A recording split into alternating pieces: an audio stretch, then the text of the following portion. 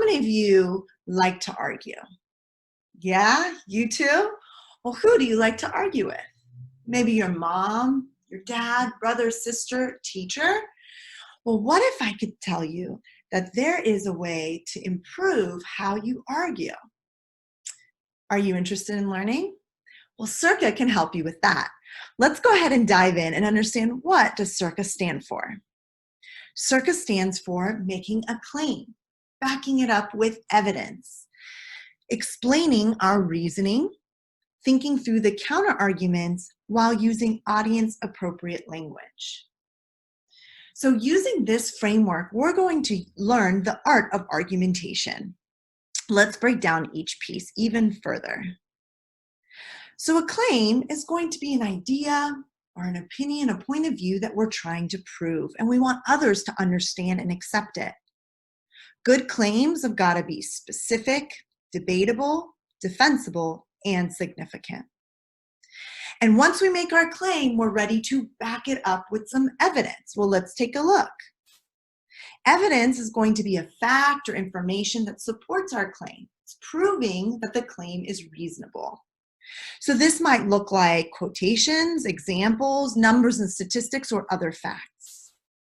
And once we include our evidence, we've got to back it up with some reasoning. And that means we're going to explain, why did we put that piece of evidence in our argument? So reasoning helps explain how the evidence proves the claim.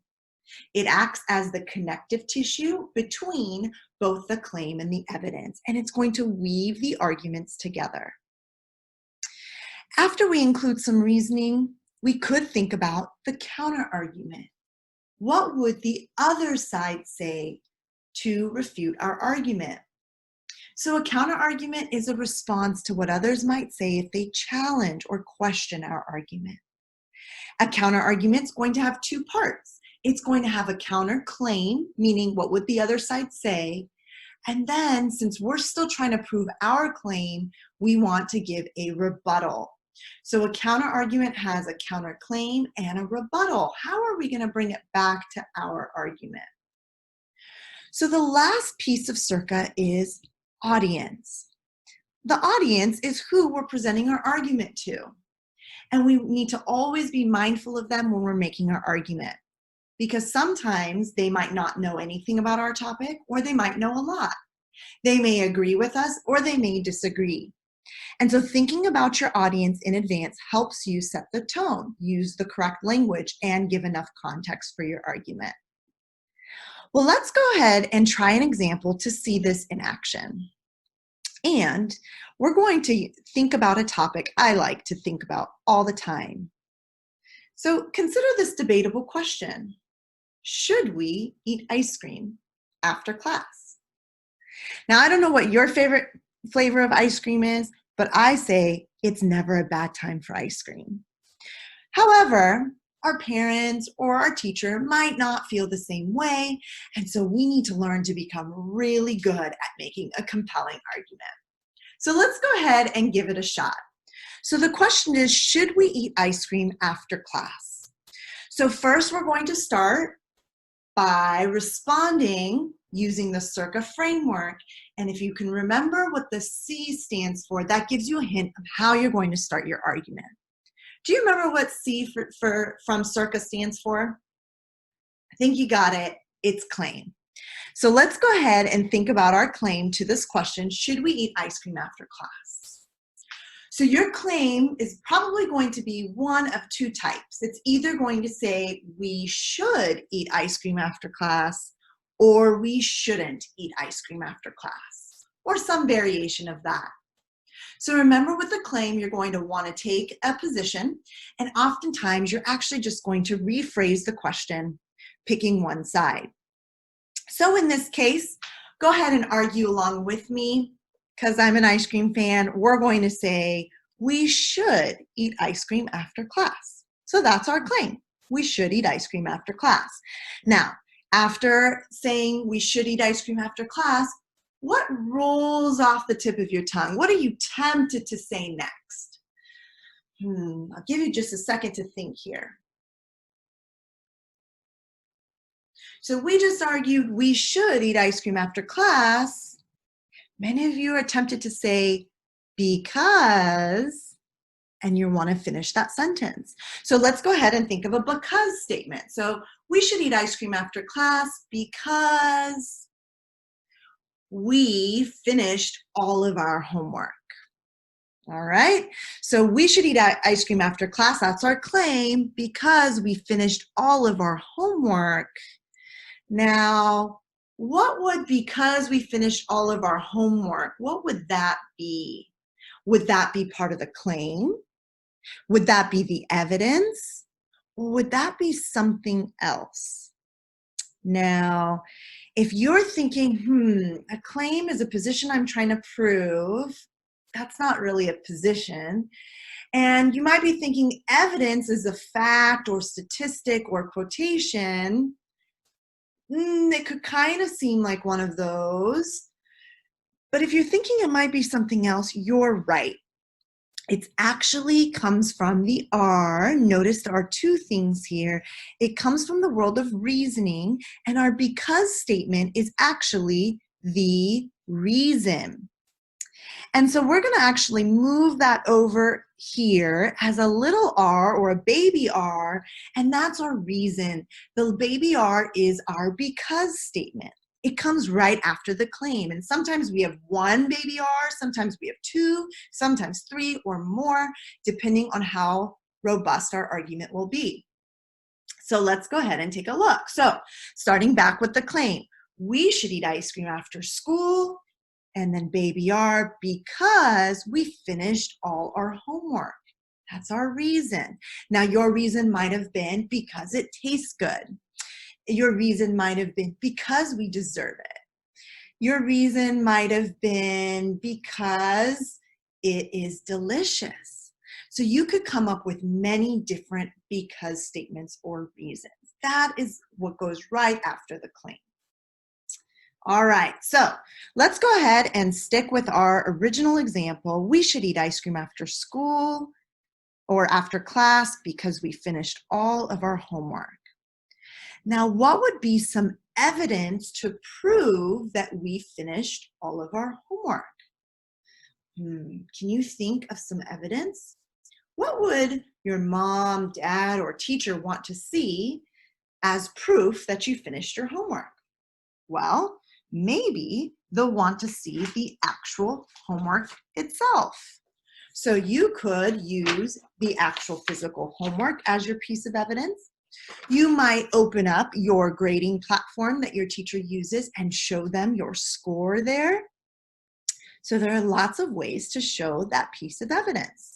So here, let's continue our argument. We should eat ice cream after class because we finished all of our homework. For example, you can see my completed homework right here. Now, let's go ahead and think about the big R reasoning. Remember that the reasoning is going to show how does the evidence link back to our original argument, our claim. So thinking about how can I prove that this being done has anything to do with I should be able to eat some ice cream? Well, think about it. How would you explain that a completed piece of homework means we should get ice cream after class? Maybe you're thinking, well, we worked really hard on our homework. We learned all of the lessons for the day. And so as a treat to reward ourselves, we think ice cream is a great way to reward ourselves. So we can use that as our piece of reasoning. So let's start from scratch. Start with the claim. We should eat ice cream after class because we finished all of our homework. See, here is my finished math assignment. Reasoning. Because I finished all my math assignment and I got clarification on everything I needed, I understand my homework, I worked really hard and deserve a treat. Therefore, I think ice cream is a perfect treat for that. Okay, so you kind of get the hint of how this is flowing. Now, We just used one reason, one piece of evidence, and one reasoning. However, you might do that process multiple times. So now we might go through that again and say, well, we should eat ice cream after class because it's delicious. And you might show some evidence for it being delicious and reasoning for it being delicious. And so you can continue to go through like that. You might have another reason, like we should eat ice cream after class because it is a hot day. Your evidence could be showing the temperature outside, and your reasoning could be on a hot day, we'd like to cool ourselves off. And what better way than with some ice cream? Now, once you're done giving your reasons, evidence, and reasoning, and again, you might do that cycle multiple times, you might decide to bring in a counter argument. Now, a counter argument requires us to put ourselves in the other person's shoes. What would the teacher, mom, dad, whoever we're making this argument to, what would they say to argue the opposite side of the argument? What would they say to shoot our argument down? So can you think of what would be a counterclaim? A counterclaim is what's the other side going to say? So you might be thinking, well, my mom might say it's going to spoil our appetite before dinner. Or our teacher might say that, you know, you don't need an external reward. You should just be happy you finished your homework. There might be a variety of reasons why someone might say no to getting ice cream after class. So let's go ahead and practice a counter argument. So a counter argument starts with the counterclaim. What's the other side going to say? So let's go ahead and use a transition. You might use the words, some may say, or I know you're thinking, since this is a very casual argument we're making. So you might say, Mom, I know you're thinking this is going to spoil our appetite before dinner.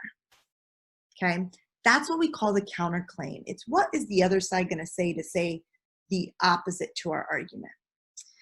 After our counterclaim, the next part is to make a rebuttal. So we definitely want to bring it back to our side of the argument. So what could you say to mom who wants to say it's going to spoil your appetite? What would you say to her then? You might say, well, Mom, there's still a few hours before dinner, so I'll promise I'll be hungry by then. Or you might say, well, Mom, ice cream has milk in it, and so there's lots of protein, and so there's some great nutritional facts as well. So you could think of what your rebuttal is. The important thing is to bring it back to our argument, which is we definitely want to get ice cream after class. So let's put that counterclaim, that counter argument together with the counterclaim and the rebuttal. Mom, I know you're thinking that eating ice cream now is going to spoil our appetite for dinner. However, now it's the rebuttal. However, it's still a few hours before dinner and I'll definitely be hungry by then. In fact, I'll even help you prepare dinner. And now that we've made our argument, you might close it up with a concluding statement like, therefore, we should get ice cream after class. That is how we're using the claim, the reason, evidence, reasoning, and counter argument. Now let's bring it to the last letter of CERCA, which is audience. Who was our audience in this particular example? Maybe it was our mom, since we talked about mom in the counter argument. Maybe it was another parent or guardian. Maybe it was our teacher or even our best friend. So when you're thinking about who the audience is, you want to use appropriate language. Now, if I'm arguing to my mom, it might sound differently than if I'm arguing to the principal or even to my grandparent or even to my best friend. Notice the tone of our argument, because we did it for mom, was relatively casual versus if I was arguing to the